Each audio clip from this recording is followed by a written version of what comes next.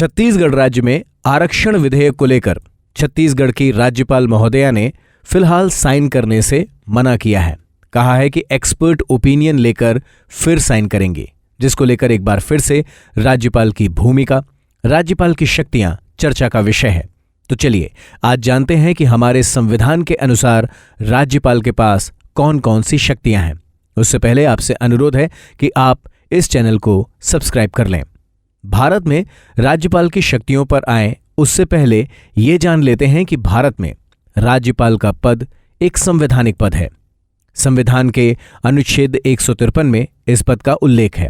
154 में कहा गया है कि राज्य की सारी कार्यपालिका की शक्तियां राज्यपाल में निहित होंगी, यानी कि किसी भी राज्य की कार्यपालिका के संवैधानिक प्रमुख राज्यपाल होंगे। एक स्थिति ऐसी आती है जब राज्यपाल हमारे राज्य के एक्चुअल प्रमुख यानी कि एक्चुअल हेड भी होते हैं। वो कब आती है, इस पर आगे बात करेंगे। उससे पहले संविधान के आर्टिकल 157 यानी कि अनुच्छेद 157 में राज्यपाल की नियुक्ति की योग्यताएं बताई गई हैं। राज्यपाल बनने के लिए कैंडिडेट को भारत का नागरिक होना चाहिए, किसी भी विधानमंडल का सदस्य नहीं होना चाहिए, 35 वर्ष की आयु पूर्ण हो चुकी हो और किसी भी लाभ के पद पे वो ना हो। अब आते हैं राज्यपाल की शक्तियों पर। हमारे राज्यपाल के पास 4 तरह की शक्तियां होती हैं, यानी कि उनकी शक्तियों को 4 कैटेगरीज में डिवाइड किया जा सकता है। कार्यकारी शक्तियां यानी एग्जीक्यूटिव पावर, विधायी शक्तियां यानी लेजिस्लेटिव पावर, वित्तीय शक्तियां यानी फाइनेंशियल पावर और न्यायिक शक्तियां यानी जुडिशियल पावर। इन चारों शक्तियों को अगर आप याद करना चाहें तो एक वाक्य से याद कर सकते हैं। वो वाक्य है, कार्यविधि में वित्त का न्याय होना चाहिए, अन्यथा आपातकाल आ जाता है। अब इसमें कार्य से कार्यकारी, विधि से विधायी, वित्त से वित्तीय और न्याय से न्यायिक शक्तियां, और आपातकाल तो है ही। अब जरा डिटेल में समझते हैं कि ये जो चारों प्रकार की शक्तियां राज्यपाल के पास हैं, इनमें क्या क्या होता है। सबसे पहले कार्यकारी शक्तियां। राज्य की कार्यपालिका के जितने भी कार्य होते हैं वो राज्यपाल के नाम से संचालित होते हैं।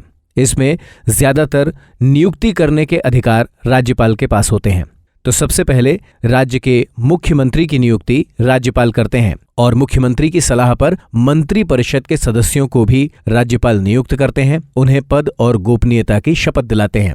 इसके अलावा राज्य के लोक सेवा आयोग के अध्यक्ष, सदस्यों की, महाअधिवक्ता की, राज्य वित्त आयोग के अध्यक्ष की, राज्य मानव अधिकार आयोग के अध्यक्ष की, राज्य महिला आयोग के अध्यक्ष की नियुक्ति भी राज्यपाल के जरिए होती है।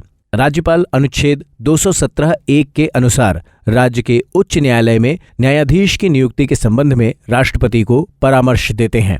राज्यपाल राज्य के विश्वविद्यालयों के कुलाधिपति होते हैं तथा उपकुलाधिपतियों को नियुक्त करते हैं। अनुच्छेद 171(5) के अनुसार राज्यपाल जिन राज्यों में विधान परिषद है उनके कुल सदस्य संख्या के 1/6 भाग को नियुक्त करते हैं, जिनका संबंध विज्ञान, साहित्य, कला, समाज सेवा एवं सहकारी आंदोलन से होता है। ये एक तरीके का एग्जीक्यूटिव और लेजिस्लेटिव दोनों पावर है। अब आते हैं राज्यपाल की विधायी शक्तियां यानी कि लेजिस्लेटिव पावर ऑफ गवर्नर पे। राज्यपाल विधानमंडल का एक अभिन्न अंग होते हैं। राज्यपाल आर्टिकल 333 यानी कि 333 के तहत एक आंग्ल इंडियन समुदाय से व्यक्ति को नियुक्त करते हैं विधानसभा में। वैसे इसी के पास एक और आर्टिकल है 331, जिसके जरिए राष्ट्रपति हमारे पार्लियामेंट में 2 सदस्यों को इसी आंग्ल इंडियन समुदाय से नियुक्त करते हैं। राज्यपाल विधानसभा का सत्र बुलाते हैं और समय समय पर उसे विघटित भी करते हैं। राज्यपाल की पूर्व अनुमति के पश्चात ही कोई अनुदान मांग विधानमंडल के समक्ष पेश की जाती है। राज्यपाल किसी विधानमंडल द्वारा पारित विधेयक को कानून का रूप दे सकते हैं या राष्ट्रपति की सहमति के लिए उसे रोक भी सकते हैं। इसे एक तरीके से राज्यपाल का वीटो पावर कहा जाता है। अगर विधानमंडल का सत्र नहीं चल रहा हो, ऐसी विशेष परिस्थिति में संविधान के अनुच्छेद 213 के अनुसार राज्यपाल अध्यादेश भी जारी कर सकते हैं, जिसे विधानसभा द्वारा 6 सप्ताह के अंदर स्वीकृत करना पड़ता है। अब आते हैं राज्यपाल की न्यायिक शक्तियों पर, यानी कि जुडिशियल पावर ऑफ गवर्नर। भारतीय संविधान का अनुच्छेद 161 राज्यपाल को विशेष न्यायिक शक्ति प्रदान करता है, जहां पर वो क्षमादान कर सकते हैं, लेकिन सिर्फ राज्य सूची के विषयों पर, यानी कि ओनली स्टेट लिस्ट के सब्जेक्ट्स पर वो अपनी क्षमादान की शक्ति का उपयोग कर सकते हैं। इसके अलावा वो मृत्युदंड को क्षमा नहीं कर सकते हैं। हाँ, बाकी अपराधों को क्षमा करना, उन्हें कम करना, ये शक्तियां राज्यपाल के पास हैं। इसके अलावा डिस्ट्रिक्ट जज के अपॉइंटमेंट की शक्ति भी राज्यपाल के पास है। एक अनुच्छेद होता है, अनुच्छेद 356, जो राज्यपाल को आपात शक्ति देता है, यानी कि अगर राज्यपाल को ऐसा लगता है कि राज्य का शासन संविधान के नियमों के अनुसार नहीं चल रहा है, तो वह राष्ट्रपति को प्रतिवेदन भेज सकते हैं और राष्ट्रपति शासन लगाने की अनुशंसा कर सकते हैं। यही वो स्थिति होती है जब राज्य के संवैधानिक प्रमुख राज्यपाल एक्चुअल प्रमुख मुख्यमंत्री को हटाकर राज्य के एक्चुअल हेड बन जाते हैं। राज्यपाल के पास कुछ अन्य शक्तियां भी हैं, जैसे राज्य विधानमंडल द्वारा पारित विधेयक राज्यपाल के हस्ताक्षर के पश्चात ही कानून बनता है। और हाँ, एक स्वविवेक की शक्ति राज्यपाल के पास होती है। चुनाव के बाद राज्यपाल स्वविवेक से तय कर सकते हैं कि किस पार्टी को सरकार बनाने के लिए बुलाना है। कई बार इस स्वविवेक की शक्ति का प्रयोग करने की वजह से राज्यपाल खासे चर्चा में रहते हैं।